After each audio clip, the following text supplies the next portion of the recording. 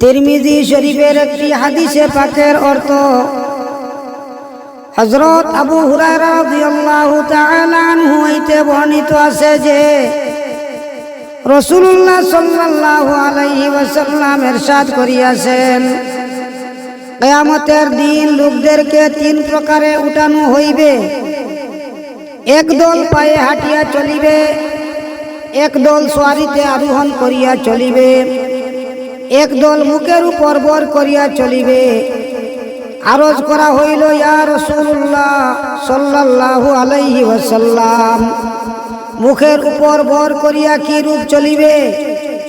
হুজুরে পাক সাল্লাল্লাহু আলাইহি ওয়াসাল্লাম ইরশাদ করিলেন, যে আল্লাহ তাহাদেরকে পায়ের উপর ভর করাইয়া চলাইয়াছেন, তিনি নিঃসন্দেহ তাহাদেরকে মুখের উপর ভর করিয়া চালাইতেও ক্ষমতা রাখেন।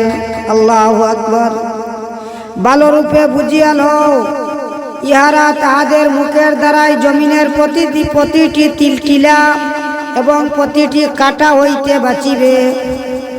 অন্য হাদিসে হযরত আলী ইবনে হাতেম রাদিয়াল্লাহু তাআলা আনহু হইতে বর্ণিত আছে যে রাসূলুল্লাহ সাল্লাল্লাহু আলাইহি ওয়াসাল্লাম ইরশাদ করিয়াছেন, কিয়ামতের দিন তোমাদের প্রত্যেক ব্যক্তির সহিত আল্লাহ তাআলা সরাসরি কথা বলিবেন। মাঝখানে কোনো দুবাসী থাকিবে না। ওই সময় বান্দা অসহায়ভাবে এদিক ওদিক দেখিবে। যখন নিজের ডান দিকে দেখিবে তখন তাহার আমল ছাড়া কিছুই দেখিবে না। যখন নিজের বাম দিকে দেখিবে তখন তাহার আমল ছাড়া কিছুই দেখিবে না। আর যখন নিজের সম্মুখে দেখিবে তখন আগুন ছাড়া কিছুই দেখিবে না। সুতরাং দুজখের আগুন হইতে বাঁচো।